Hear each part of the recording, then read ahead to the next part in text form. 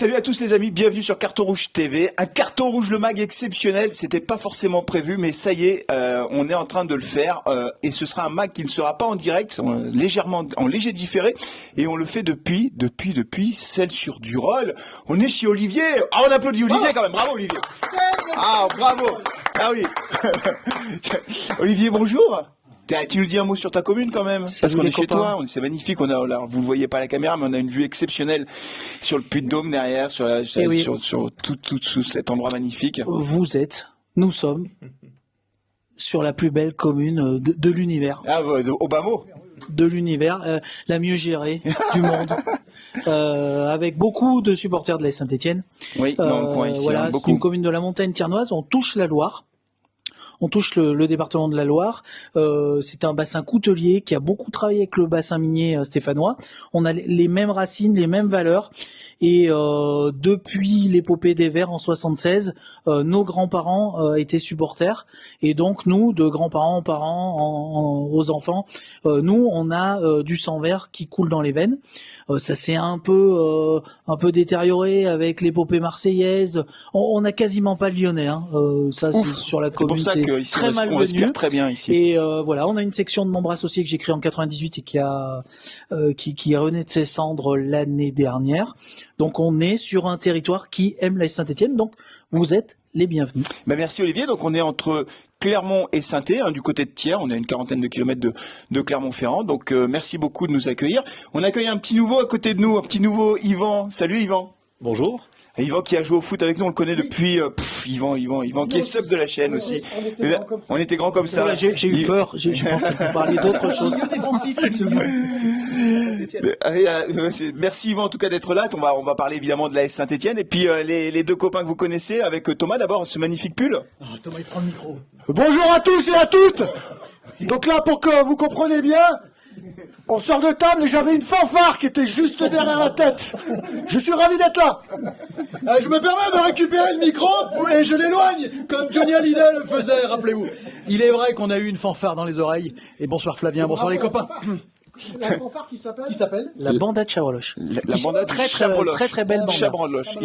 Ouais, absolument. Mais comme on était juste derrière la trompette, Thomas n'a plus de tympan en fait. C'est pour ça qu'il est obligé de parler fort. Bon les amis, nous allons parler de l'AS Saint-Étienne évidemment. Nous sommes à 24 heures du match au Parc des Princes. Avant ça quand même, moi j'avais envie d'avoir on a fait évidemment le débrief du match face à Reims. On a dit plein de choses. On va redire quand même un mot sur ce match face à Reims, sur les débuts d'Orneland, parce que j'ai envie de vous entendre quand même. Parce que moi, on en a un peu discuté entre nous comme ça, mais j'ai aussi envie de vous entendre sur Carton Rouge TV. Toi Olivier, t'étais au stade Geoffroy Guichard. Je me souviens très bien sur notre boucle WhatsApp quand t'arrivais au stade, tu disais qu'est-ce que c'est triste. En plus les copes étaient fermées. T'étais pas très optimiste et tu es ressorti enchanté à défaut de enchantant, non? Effectivement, quand je suis arrivé au stade, c'était la première fois de ma vie où j'y suis allé dépité, en pensant que ça allait très mal se passer. Je suis rentré dans le stade Geoffroy Guichard avec aucune passion. Et ça, j'en veux beaucoup aux nouveaux propriétaires parce que ce qui a pu se passer avant, parce que c'est la première fois et ils ont réussi à mettre ma passion de côté. Et puis, j'ai vu une équipe qui a couru, qui s'est fait des passes, un entraîneur qui a tout donné sur le banc, mais bon, moi je peux bien courir dans les pointillés, ça ne fait rien. On a vu quand même des phases de jeu intéressantes. On a gagné ce match. Quelle était la valeur de Reims samedi dernier? Sûrement pas exceptionnelle. Mais la valeur de l'AS Saint-Étienne sur ce match, moi je les ai trouvés très bons. On peut faire la différence en première mi-temps. Sur notre boucle et pendant le match. Et à froid, je suis complètement d'accord avec toi. J'ai un sentiment ambivalent que beaucoup ressentent. Est-ce qu'on n'a pas fait un match de coupe à 150% comme on a pu le faire contre Lille en début de saison et qu'on va vite retomber sur terre? Ou Auxerre même, on avait fait un bon match face à Auxerre. Ou alors les joueurs avaient lâché au dos, ils ne comprenaient pas le football parce que il y a quand même des séquences de jeu et même techniquement où on a été un peu meilleur qu'on l'a été. La seule chose, c'est que si les Canadiens ne s'aperçoivent quand même pas que c'est une traînée de poudre et qu'il faut recruter, c'est qu'ils sont à côté de la plaque. Ben on va voir ça parce que le temps passe. Yvan, toi, t'as ce match, qu'est-ce que t'en as pensé en fait? Parce que tu regardes les matchs. Moi, j'ai dit dans le débrief, j'ai dit, on a vu qu'il y avait un avant et un après en Irlande quand même. Alors, faut pas s'enflammer parce que c'est qu'un match. Mais c'est vrai que dans les intentions, dans l'intensité, c'était plus du tout la même équipe alors que ce sont les mêmes joueurs. C'est incroyable. Moi, j'ai adoré. Je t'ai envoyé un SMS le soir. D'ailleurs, j'ai trouvé que parce que comme dit Olivier, la passion du nouveau entraîneur. L'entraîneur, il t'as l'impression qu'il voulait rentrer sur le terrain, quoi, avec ses deux adjoints. Ouais, absolument. C'est son staff, quoi. Et puis, souvent, je te donne un petit peu les statistiques pendant les matchs. 70% ou 80% contre Marseille pour Marseille. Et là, pour une fois, on a vu 70 ou 80% pour Saint-Etienne. Et puis, j'ai trouvé que les joueurs mouillaient le maillot, que Bouchoirie a fait un match extraordinaire. Et puis, le but de comment il s'appelle, Stassin, le double contrôle et compagnie, j'ai adoré. J'ai adoré l'envie, j'ai adoré le jeu. Par contre, tu vois, j'étais juste au-dessus, moi, du banc stéphanois. Les 3 nouveaux entraîneurs, et Amouma et l'entraîneur, et Bédénic, l'entraîneur de gardien, là. L'entraîneur de gardien. Je connais pas son nom. Ouais. Complètement à l'écart. C'est vrai? Tu sentais qu'ils n'étaient pas dans le même trip. Complètement à l'écart. Par contre, en fin de match, le nouvel entraîneur, sur les changements, est venu demander des conseils à Amouma sur tous les changements. Ah ouais. Mais par contre, dans la motivation, tu vois, on sent que les trois, là, l'Italien, le mec qui a joué à Monaco, l'ancien de Monaco, et en Hollande, ils sont vraiment... c'est vrai qu'ils sont là, ils ont une méthode de management, Franck ou Thomas. Ils donnent envie aux joueurs, quoi. Ouais. Ils te les poussent, quoi. Et voilà, moi je lui ai renvoyé au téléphone cette semaine qui dit même Cafaro s'est battu. La manière dont il les récupère à la fin, les joueurs qui pensaient pas faire le tour parce que le stade était vide. Oui. Il était les chercher. Hein. Il était les chercher. Il allait tous les chercher. Ah ouais. Une image forte. Une image forte. Emen Mouefek part au vestiaire. Il faisait la gueule, Mouefek. Il faisait la gueule. Part au vestiaire. Il l'a appelé. Mouefek n'a pas écouté son entraîneur. Il est allé le chercher. Ils ont fait un tour de terrain, mais à 360. Pas à 350 degrés, à 360. Il leur a imposé dès la fin du match d'aller dire au public, à tout le public. Et moi, sur le but de Stassin, justement, et on va passer la parole à Franck et Thomas, mais sur le but de Stassin, Mouefek est dans l'axe, en fait, et c'est vrai que Stassin aurait pu lui faire la passe, même si c'était pas si facile que ça. Et quand Stassin marque, en fait, Stassin, il part vers le banc stéphanois, et on voit Mouefek qui ne lève même pas les bras. Il marche. En fait, on voit, je vous invite à regarder dans le Inside Saint-Etienne sur la chaîne de l'ASS, en fait, le but est filmé depuis une caméra qui est au sol, souvent l'ASS fait ça, et donc on voit très clairement que, c'est pas sur cette image, pardon, c'est sur cette image, on voit l'Arseneur qui saute sur un joueur stéphanois qui lui tape dessus de joie, mais sur le but, en fait, vu d'en haut, on voit bien que Mouefek fait la tête, et effectivement, il n'était pas parti pour faire le tour d'honneur, et en Irlande est venu le chercher. Franck, ce match face à Reims, enchanté? Toi aussi? Heureux des demi-temps d'ailleurs, parce que les demi-temps étaient très intéressantes. La première, on gâche. On gâche trop. On gâche trop. Ce que je note, c'est on saura contre Paris et surtout contre Nantes, à Paris demain et face à Nantes, si c'est un électrochoc qu'on a vu et rien d'autre, ou si c'est dans la continuité qu'il arrive à reconstruire cette équipe. Parce que on prend les mêmes et on recommence. C'est bien beau de dire je prends les mêmes et je demande à mon bloc d'être tout de suite très haut, de presser et d'avoir... Mais en quelques jours, il a réussi quand même à faire tenir la route des joueurs qui, une semaine avant, n'étaient pas en mesure de tenir ce type de jeu, quoi. Ah, c'est impressionnant, la métamorphose, c'est métamorphosé, quoi. Mais on saura, on va pas savoir sur 15 matchs, les 17 qui restent, les 18, on va surtout savoir à Paris et face à Nantes si c'était un électrochoc face à Reims. Ou si on regalère derrière à nouveau. Thomas, toi, ce match face à Reims, est-ce que t'as vu d'autres choses qui t'ont interpellé ou pas? Oui, parce que je pense que tu n'as pas été au bout de l'analyse. Dans tes débriefs. Oui, dans tes débriefs. Alors déjà, pas d'enflammade pour ce qui me concerne. Je vais vous enflammer. Je pense que la Champions League, ça sera l'année prochaine. La Ligue Europa cette année, mais il faut pas s'enflammer. Non, plus sérieusement, oui, je partage votre enthousiasme et tout ce que vous avez dit. Il y a quand même quelques petits éléments de pondération. Le choc psychologique, évidemment. Oui. L'effet de surprise. L'effet de surprise joue. En dépit de ce qu'ont dit les joueurs de Reims, parce que au micro de DAZN à la fin, l'entraîneur et je sais plus quel joueur de Reims, quand le journaliste lui dit mais alors vous avez été surpris par la tactique? Non, pas du tout. Si tu parles, ils ont été très surpris, ils s'attendaient pas du tout à ça. Nos futurs adversaires vont rapidement réaliser que le plan de jeu n'est plus du tout le même et vont s'adapter. Et puis aussi, ce que je voulais dire, que j'ai oublié, rappelle-moi, on en parle dans la voiture. Alors moi je vais te parler d'Elsner. Comment Elsner n'a pas pu analyser le jeu de notre entraîneur et ne pas être en mesure dans le vestiaire de dire on va affronter une équipe qui va vous prendre à la gorge tout de suite et qui va tenir, qui va pas vous prendre à la gorge 10 minutes mais qui va jouer comme ça pendant 90 minutes. Moi j'ai été étonné que Elster n'ait pas diffusé. Non, il a pas du tout changé Étonnant. de stratégie et encore on n'avait pas les copes avec nous. S'il y avait eu les copes, ça aurait été encore une pression beaucoup plus forte. Hein. T'as retrouvé ce que tu voulais dire, Oui, Thomas? oui, autant pour Non mais moi. c'est normal, tu vieillis, Thomas, on t'en veut pas. Ça commence comme ça, les trous de Autant mémoire. pour moi, on en parlait tout à l'heure dans la voiture. Et je trouve que ce match a bien illustré l'adage la meilleure défense, c'est l'attaque. Et en fait, effectivement, on voyait bien que nous, à blinder, à bétonner, comme le faisait derrière Odo, ça ne servait à rien, puisqu'on était quand même une défense passoire et on n'arrivait pas à se créer des actions devant. Et là, quand on était devant et qu'on pressait, on n'était pas derrière à subir. Bon, ça peut paraître une banalité de le dire, mais c'est vraiment un fait. Et moi, ce que j'observe quand même malgré tout sur ce match, c'est que Reims, sur leur seule occasion, leur première occasion, ils marquent un but en première mi-temps où on voit que sur la défense, on est On a complètement, retrouvé le Saint-Étienne qu'on connaît, habituel. on est complètement à la rue. À la rue. Et en fin de match, sur leur deuxième incursion, les Rémois touchent le poteau. montant. Donc ce que je veux dire par là, c'est que nos lacunes défensives, elles sont toujours là. Elles ont été dissimulées par notre jeu très offensif, mais nos lacunes, elles sont toujours là.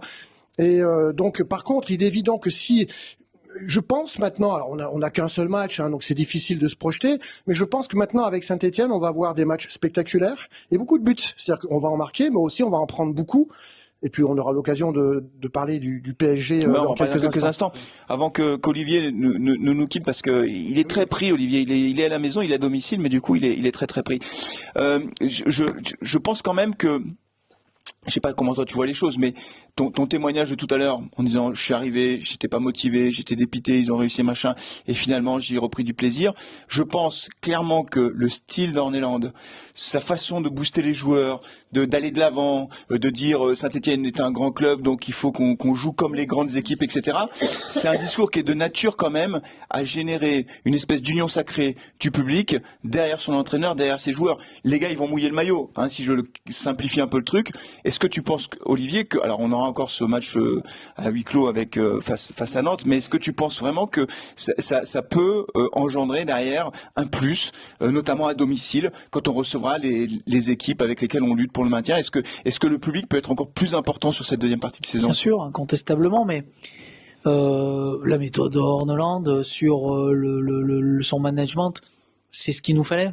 Bien évidemment, c'est un mec qui va faire aller à la guerre des mecs qui sont pas armés, mais physiquement, on était à la rue. Comment on va pouvoir remettre ces gens-là à niveau et d'aller au pressing comme on l'a fait? Moi, je suis déjà surpris qu'en deuxième mi-temps, on ait tenu la deuxième mi-temps comme ça. On a tenu. Donc peut-être qu'ils ont peut-être pas fait plus de kilomètres dans le match finalement qu'avant.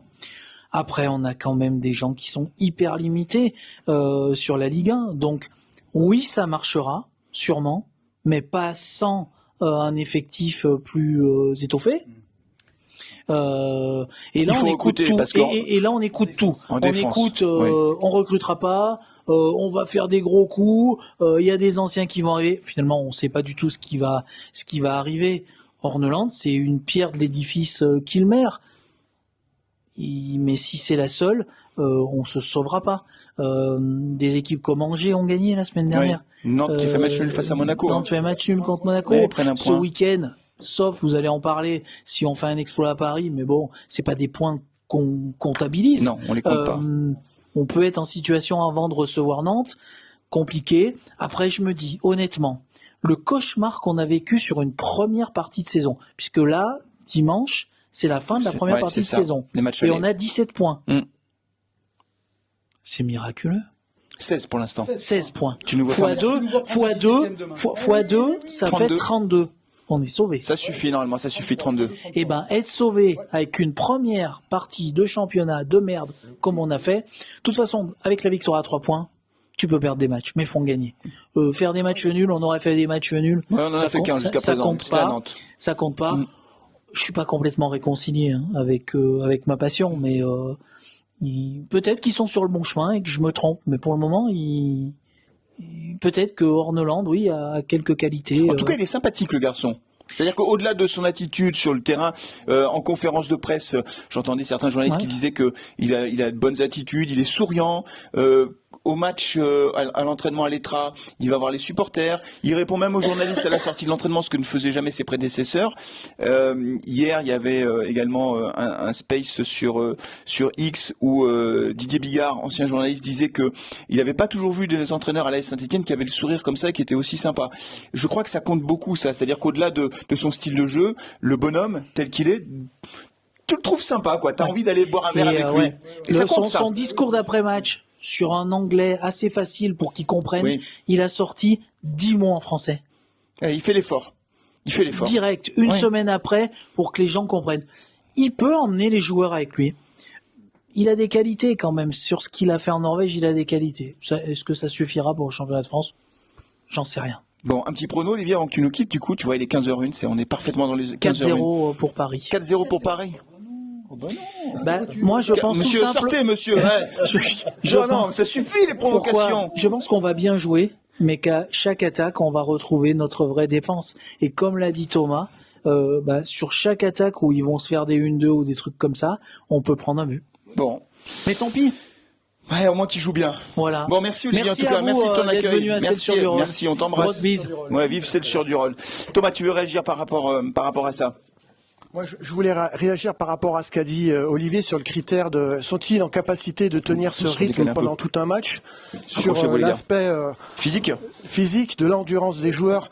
Moi, je pense que oui, complètement. C'est-à-dire qu'on a quand même un effectif dont la moyenne d'âge est assez jeune, hormis Abdelhamid, qui fait office un peu de vétéran dans ce groupe. Moi, je pense que je suis désolé. T'es pas inquiet, toi, sur le côté non, physique? sur cet aspect-là, non. En Blessure plus, on n'est pas. Alors ça, c'est un schéma. Parce que si Nadé se blesse, c'est on est quelque mort. chose de très récurrent à Saint-Etienne. On n'a pas de défense, on hein. n'est pas engagé sur de multiples compétitions. Non, La c'est Coupe vrai. de France, on est déjà sorti. On a préféré Donc, arrêter de point de je vue suis stratégique, c'était bien désolé. Je vu. suis désolé si ce groupe est pas en capacité de tenir 90 minutes. Non, Faut qu'il change de boulot. Faut qu'il trouve un nouveau préparateur et qu'il change de boulot. Il y Ouais. a un vrai souci. Ouais, je suis assez d'accord. Tu as vu ma main gauche. Pour simplement ajouter que on va pas cracher sur le passé. Avec Olivier Dalloglio, ça travaillait convenablement. Et je pense pas que le staff technique qui nous a fait remonter et qui a fait la première partie de saison était un mauvais staff technique. Je pense que physiquement, ce sont pas des gens qui On ont pas n'a pas un travaillé. problème avec le staff médical. Parce qu'on a On a des blessés, mais je On a regarde des ailleurs, il y a blessés. beaucoup de blessés ailleurs. Il y a beaucoup de blessés, c'est vrai, il y en a partout. Voilà, on a il y des a joueurs trop de quand même matchs. qui se blessent beaucoup. Il y a de la beaucoup. fragilité, ça, c'est sûr. Fait qu'il est souvent blessé. Là, il est encore absent face à Il Paris. est encore absent demain soir. On a Wadji qui est tout le temps blessé, Masson qui a été blessé 2 fois coup sur coup cette saison quand même. C'est vrai. C'est un peu toujours les mêmes. C'est vrai. À côté de ça, t'as des mecs qui sont jamais blessés, quoi. Tu prends du Ekwa, il a jamais été blessé. Tu prends Bouchoirie, il est jamais Bouchoirie, blessé. Je ouais, veux pas leur j'allais porter la poisse, hein. Stassin, Mais je sais pas oui, s'il y a un oui. problème de préparation physique ou pas, mais je suis assez d'accord avec Thomas. C'est des joueurs professionnels.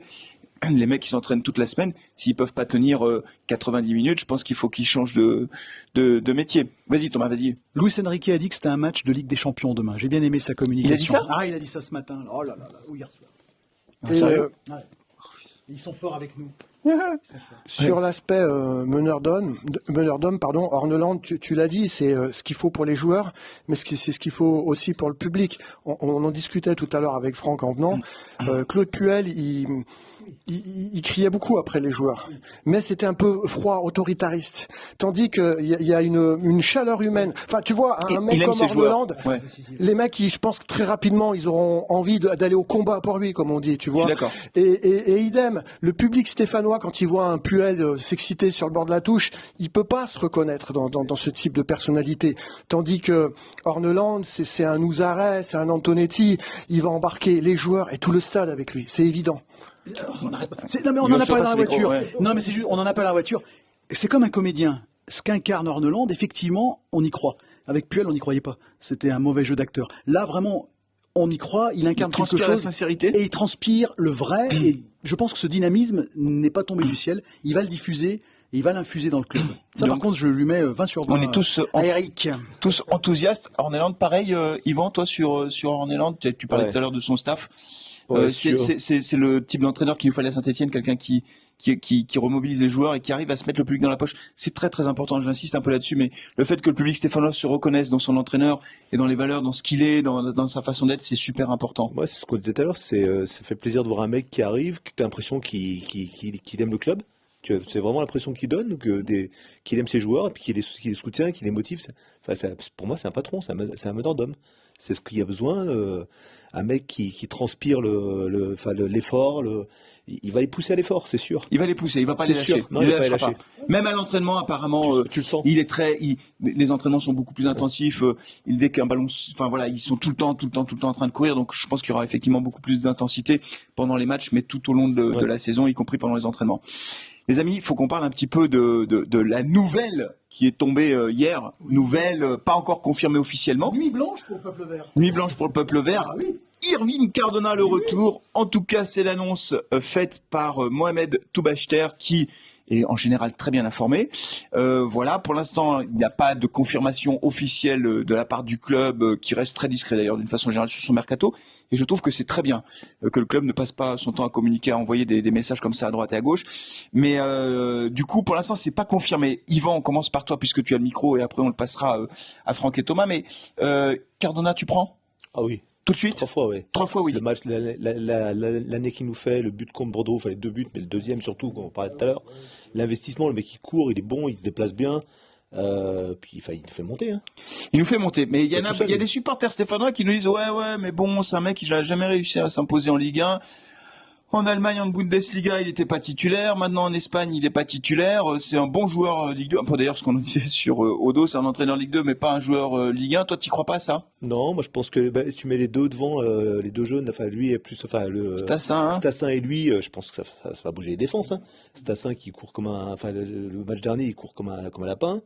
Faut les suivre les deux après, je pense. Donc, Donc je pense toi, tu prends tout de oui, suite. tout de suite, ouais. Franck, Cardona, tu prends tout de suite. Cardona, je prends, il connaît la maison. Premier point. Il aime la maison. La maison, il l'aime, il la connaît. Il voulait rester, je le redis. Mais oui! À l'intersaison, Oui. il voulait rester. Oui. Odo voulait le garder. Il voulait rester, ça ne s'est pas fait. Parce que Kilmer ne voulait pas. Donc là, apparemment, ce qui se dit, tout ça, ça demande à être confirmé, mais c'est que Horneland aurait vu une vidéo de Cardona en train de jouer avec l'AS Saint-Etienne, oui. Et du coup il a dit mais ce gars-là pourquoi pas, et comme Irving Cardona est tout à fait prêt à revenir à Saint-Etienne, ça pourrait se faire, on verra si ça se fait dans les heures qui viennent, mais toi tu signes tout de suite. Je signe tout de suite. Il connaît la Ligue 1, ok, il a peut-être pas été extraordinaire à Brest. Alors, il a joué à Brest, il a joué, je cherche le deuxième club où il a évolué, est-ce que c'est Dijon ou un autre, peu importe. Oui. En tout cas, bon, il connaît la Ligue 1, il connaît le club, c'était la star l'année dernière, il est chez lui à Saint-Etienne, il a envie de revenir, il a rangé son frein à l'Espagnol de Barcelone, donc il a faim, il a envie, ça ne peut que marcher. Et effectivement, on va se dire, mais attention où il va jouer, il va jouer à droite, effectivement. Bien sûr. Stassin sera dans l'axe, Boaquier, tu le mets à gauche, il n'y a aucun problème pour décaler Boaquier à gauche. Non. Tu peux jouer qu'une attaque Boaquier, Stassin. Non, Boaquier tu le décales sur le banc. Ah alors, oui, parce que c'est le Boaquier qu'on a vu la semaine dernière qu'on a envie. Mais non. Attention, s'il est dans la durée. Mais non. Il fera pas l'affaire avec... Boaquier, moi je sais qu'il y a plein qui vont me tomber. Augustine. Hein, non mais il est sympathique, Augustine. Le premier but, honnêtement, c'est très bien, il était là au bon endroit, mais c'est un but un peu de raccro entre les jambes, très bien. Le deuxième est très beau. Ouais. Mais Augustine Boaquier, on va écouter Thomas là-dessus. Moi je pense que Cardona est 3 fois plus fort que Boaquier en fait. Il y a pas photo, et de l'autre côté tu mets David Tachvili. Mais il faudrait que ce soit un peu plus collectif, David Tachvili. Cardona, tu prends, Thomas? Cardona, bien sûr que je prends. Alors j'étais très sceptique quand l'info est sortie en me disant oh là là, encore une rumeur bidon comme Dimitri Payet, dont je me demande si c'est pas une rumeur lancée par Bernard Cayazo depuis le Brésil. Voilà. On a eu quoi? On a eu Nordin, Boenga. Enfin, ces gens-là, j'y crois pas du tout parce qu'on sait, on commence maintenant à bien comprendre le projet Kilmer et on sait que ces profils-là sont complètement incompatible avec le projet Kilmer. Maintenant, donc j'étais très sceptique. Et puis on a vu au cours de ces 24 dernières heures arriver des éléments très concrets, très pratiques, comme quoi effectivement le nouveau coach avait vu cette vidéo que potentiellement aurait un joueur de l'effectif. C'est pas un joueur. Mohamed Toubachter a dit qu'il avait dit que c'était un joueur, mais c'est pas un joueur qui a montré la vidéo. Mais visiblement, c'est bien Horneland a vu une vidéo. Et il a dit, mais ce gars-là, pourquoi il est pas? Tu vois, il y a ces anecdotes, il y a du narratif, il y a du concret. Ça m'a rappelé pour l'anecdote Nouzarek qui avait découvert les deux Brésiliens sur une VHS complètement pourrie. Voilà. Et donc du coup là, je me suis dit, tiens, ça devient crédible. Et donc je crois que c'est tout à fait possible. Sachant que Cardona, excuse-moi Thomas, mais était très apprécié dans le groupe. Oui. L'Arsenal était très copain. Donc je pense que le groupe verrait d'un très bon œil. Alors peut-être pas ceux qui se retrouveraient relégués sur le banc, mais en tout cas le groupe verrait d'un très bon bon œil le retour de Cardona. Oui, alors je veux pas pour toutes les bonnes raisons que vous avez exprimées tous les trois, je suis complètement d'accord avec vous. Maintenant, on peut quand même aussi se dire que ce retour de Cardona, je vais être très belle opération de communication du nouveau board, des nouveaux propriétaires, parce que très clairement, même s'il vient, ça ne correspond pas au projet Kilmer. Et je pense que peut-être pour les nouveaux dirigeants, les nouveaux propriétaires, c'est peut-être une manière pour eux de mettre de l'eau dans leur vin, pour dire, vous voyez, on est à l'écoute des supporters, ils savent que c'est un joueur, comme tu l'as dit, qui est très apprécié au sein de l'effectif, qui est très apprécié par les supporters, des buts qui nous ont fait vibrer. Donc, très belle opération de com, mais aussi sportive. Mais aussi, il faut le dire, et puis je vous laisserai développer là-dessus. Presque un petit doigt d'honneur à Odo, quoi. Enfin, là, je suis peut-être un peu cash, un peu radical, mais je pense qu'Odo, mais parce que il va Odo avoir le voulait. un gros gloops, hein. Je rajoute un point, il est excellent de la tête, Cardona. Excellent de la tête. Très bon de la que tête. ce soit pour la dévier ou la mettre. Oui, très bon joueur Et de on la n'a tête. pas ce type de joueur actuellement. Et techniquement, il est vraiment au-dessus du lot. C'est-à-dire Contrôle que parfait. le deuxième but, on en parlait tout à l'heure avec Yvan, le deuxième but qui nous met face à Bordeaux, c'est une merveille. Franchement, c'est une merveille. Et Cardona à droite. Alors là, pour le coup, là, l'opération maintien, c'est typiquement le genre de joueur, moi, que j'attends en renfort. Parce que là, l'opération maintien, elle a plus tout à fait le même profil. Oui. Parce que même, effectivement, s'il se blesse ou s'il prend un carton, bah, t'as Boatier qui peut dépanner. Ce que je veux dire, c'est que ce serait un vrai renfort, au sens renfort Ligue 1 dont on a besoin. Moi, je serais super content qu'il vienne. On se dit un mot de Paris, les gars. C'est demain, 20h45. Le match face à Paris, on commence avec toi, Yvan. Tant pis, c'est toi qui vas démarrer. Bonne chance, surtout. Donc, Olivier nous disait 4-0 tout à l'heure. Olivier nous disait 4-0 pour Paris. T'es un peu dans le même truc ou t'as un petit espoir ou t'attends quelque chose de ce match? Le contraire de ce qu'a dit Franck sur la déclaration ce matin des entraîneurs de Paris. Ouais. Je pense qu'ils vont, ça va pas, c'est pas leur priorité, Saint-Étienne. Oui. Je pense que Saint-Étienne, c'est leur priorité, elle est sur la Coupe d'Europe là. La Ligue des Champions. Ils sont mal dans la Ligue des Champions.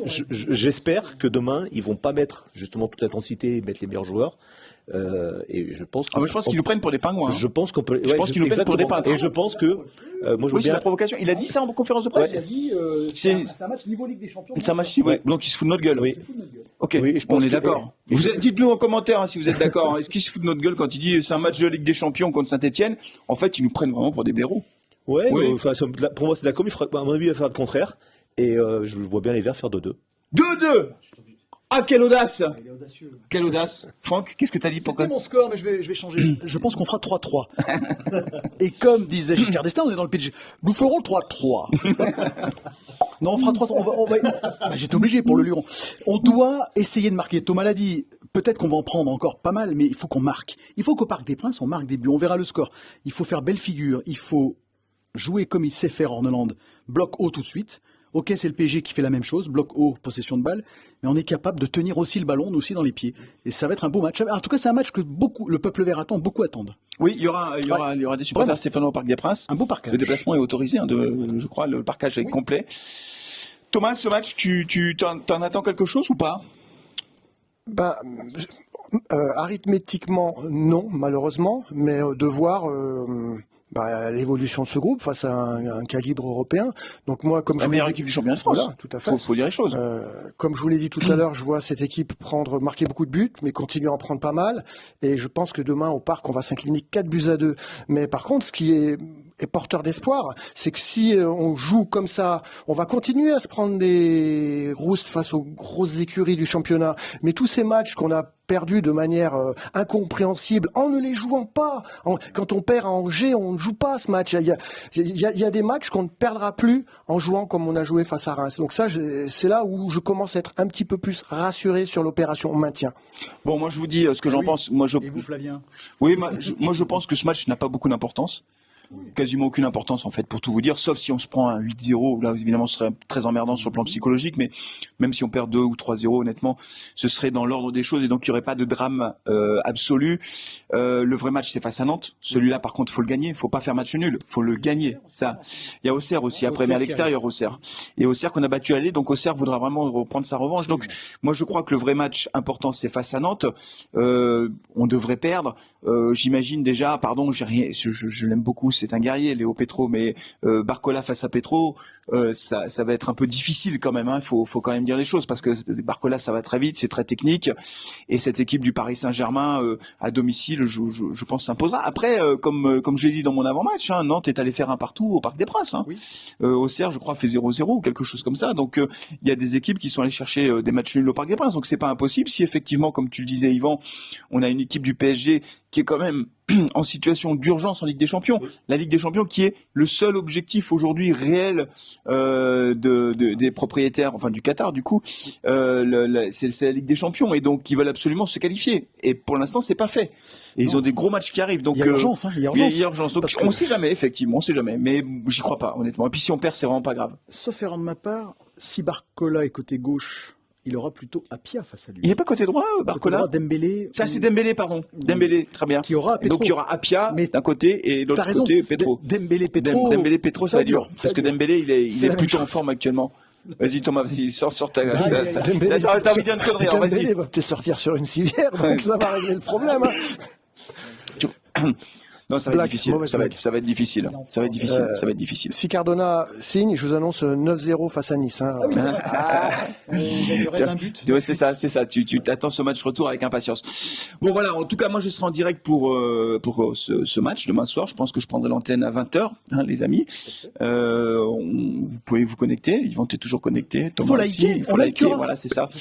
C'est ça. Donc merci beaucoup. Alors je vous rappelle qu'il y a un petit concours pour un concours de pronostics avec 2 écharpes carton rouge à gagner. Il faut aller sur l'avant-match, pas celui-là, mais l'avant-match que j'ai publié donc vendredi soir. Vous mettez votre pronostic en commentaire et parmi les bons pronostics, je ferai un tirage au sort. Il y aura 2 écharpes comme celle que montre Thomas à gagner. Elle est très chaude tout simplement. Donc pour l'hiver c'est parfait. Non mais c'est vrai. Hein. Parfait. C'est de la bonne qualité. C'est de la bonne qualité. Ouais, je ne la quitte pas. Je dors avec. Tu dors avec, oui, c'est ça. Les cartons rouges et cartons verts. Ah oui, carton rouge, carton vert, oui, on finit. J'allais finir sans les cartons rouges et les cartons verts. Tu connais la règle, hein, Yvan, ouais, bon, t'es prêt. Allez, on commence avec toi, Thomas, et puis on Carton fera Franck. rouge. Je souhaitais revenir sur, d'une part, les nouveaux huis clos partiels infligés par, je vais dire la Ligue par raccourci, même si c'est une commission, je sais plus laquelle. Ouais, voilà. Sauf erreur de ma part, le club n'a pas réagi, ça m'ennuie un petit peu. Et puis les 5 matchs, t'en as parlé, mais moi je voulais remettre une cartouche. 7. Les 5 plus 2, 7. infligés à Sissoko, c'est scandaleux quoi. J'en ai marre qu'on soit les culs de babouin de la Ligue. Donc si, je le dis, hein, j'en parle souvent. Si vous voulez comprendre l'analogie avec un cul de babouin, vous regardez dans Quant, le moteur de recherche Quant, image, cul de babouin, vous comprendrez. Ça, la photo parlera d'elle-même, vous comprendrez ce que je veux dire. J'en ai marre. T'en as marre toi aussi, Franck? J'en ai marre. J'aurais dit fesses de babouin. Par contre. J'aurais été légèrement différent. Je vais mettre un carton vert. Ah. Je vais mettre un carton vert parce que quand on change de coach et qu'on est content du nouveau coach, qui en tout cas il nous donne de l'enthousiasme, j'aime bien ne pas oublier quand le précédent a été quelqu'un de bien. Donc je vais mettre un carton vert à Olivier Dalloglio car je suis plutôt historien, vous le savez, dans ma tête. Donc Le professeur Franck Martin. Alors, Professeur Tournesol. professeur Franck Martin, Tournesol. historien de son état. Oui, professeur, nous vous écoutons. Je Olivier vous entends. Dalloglio. Je voudrais simplement dire que, ok, on a tourné la page, mais on a beaucoup de respect pour la période Dalloglio, et que c'est pas parce que demain matin encore, on va être enthousiasmé, demain soir plutôt, enthousiasmé par ce Norvégien qui, moi, me plaît en tout cas. C'est un peu comme une histoire d'amour.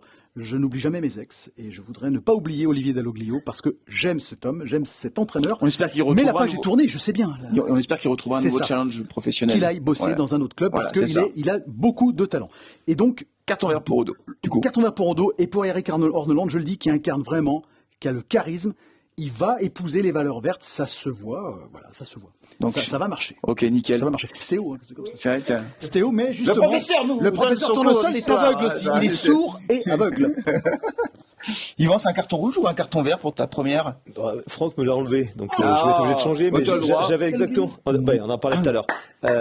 Non, Tu mais peux aussi, hein. le carton vert, pour moi, c'est l'état d'esprit que j'ai vu. Ça faisait longtemps que j'ai pas vu un match où j'avais pris du plaisir. Et ce qui m'a fait plaisir, c'est vraiment je disais tout à l'heure, hein, c'est Moi, les charges, la façon dont le nouvel entraîneur il prend le challenge à bras le corps. Donc carton vert pour ça. Carton vert, t'as pas d'écharpe verte, Yvan, ça va pas du tout, tiens. C'est fait. Ouais, moi, je suis assez d'accord sur les entraîneurs, donc je vais pas revenir dessus. Qu'est-ce qu'il y a, Ghislaine? Je me fais engueuler par Ghislaine qui est on applaudit Ghislaine! À la réalisation, Ghislaine! Et il y a Vincent qui est en train de dormir, là, Vincent, il en peut plus de cette émission. Non, mais carton vert. Moi, j'allais dire pour la data, parce qu'on a toujours été des grands fans de la data. Non, je rigole. Qu'est-ce qu'il y a, Ghislaine? Je me tiens pas bien. C'est horrible, je me fais engueuler. Non, carton vert. Non, mais carton vert pour Benjamin Bouchouari. Le niveau de Bouchouari. Ah, non. Moi, je me suis fait déchiqueter sur Carton Rouge TV et par vous aussi, par toi. Non, pas par toi. Olivier. Attends, qui parle Olivier. Mon chouchouari, mon chouchouari. Non, mais parce que moi, quand je prenais sa défense, je me faisais découper en morceaux. Il y en a plein. Arrête avec ton Bouchouari, il est nul, tout ça. Alors maintenant, c'est la version, ça lui a fait du bien d'aller sur le blanc, etc. Mais le niveau de Bouchouari.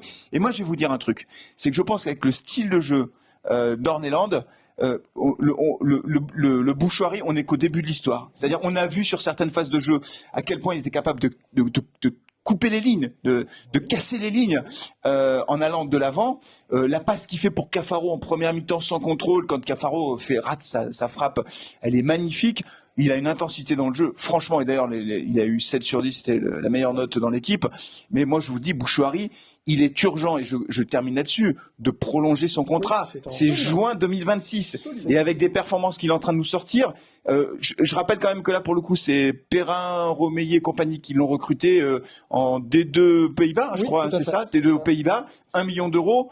Là, parti comme c'est parti, il vaut pas 1 million d'euros. Hein. Donc vraiment, ah ouais, gros potentiel. Et 23 ans seulement. Gros potentiel qu'on a cerné dès le début. Je voudrais te rappeler une anecdote. Toi et moi, on était à la brasserie du stade Geoffroy Guichard. Oui, c'est vrai. Et on avait croisé un grand journaliste sportif français dont nous ne dirons pas le nom.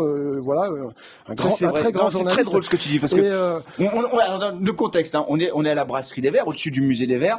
On boit un coup avec Thomas. Et donc on voit ce journaliste sportif français et je te laisse continuer. Et on engage la conversation avec lui. De mémoire, à cette époque-là, on était en Ligue 2 et puis pas très en forme en Ligue 2 et donc on fait une petite revue d'effectifs. Et Flavien et moi, on se met à encenser, à louer vraiment la qualité de jeu de Bouchouari. On dit qu'il a le niveau Ligue 1. Ouais, on dit. Et ce journaliste nous regarde un petit peu interloqué en disant mais enfin on l'a vu dans ses yeux, mais qu'est-ce que c'est que ces footix? Et en nous disant que clairement il était absolument pas d'accord, et puis même en minimisant très clairement et explicitement les qualités de Bouchouari. Je serais curieux aujourd'hui d'avoir un nouvel échange avec ce journaliste sur mon Chouchouari. Tu vois, dans son regard, on a senti qu'il se moque un peu de nous. En fait. Ça va les footix. Hein, restez sur Carton Rouge TV, restez dans votre domaine, les gars, de commentateurs. C'est exactement ça. Mais c'est vrai, t'as raison. J'avais oublié cette anecdote. En sortant, on s'était bien marré quand même. Non, mais c'est un carton vert pour notre à côté de ça, Benjamin Bouchouari. C'est un journaliste que j'adore. Oui, mais ça n'enlève pas. Mais c'est vrai que il y en a plein qui ne croyaient pas du tout à Benjamin Bouchouari. Nous y croyons. Voilà, c'est tout, les amis. Merci beaucoup. On se retrouve donc en direct dimanche soir à partir de 20h pour assister au deuxième match d'Eric Orneland. Alors d'ici là, prenez soin de vous et de vos proches. Et bonne année, meilleurs vœux. Et allez, bien sûr. Ciao.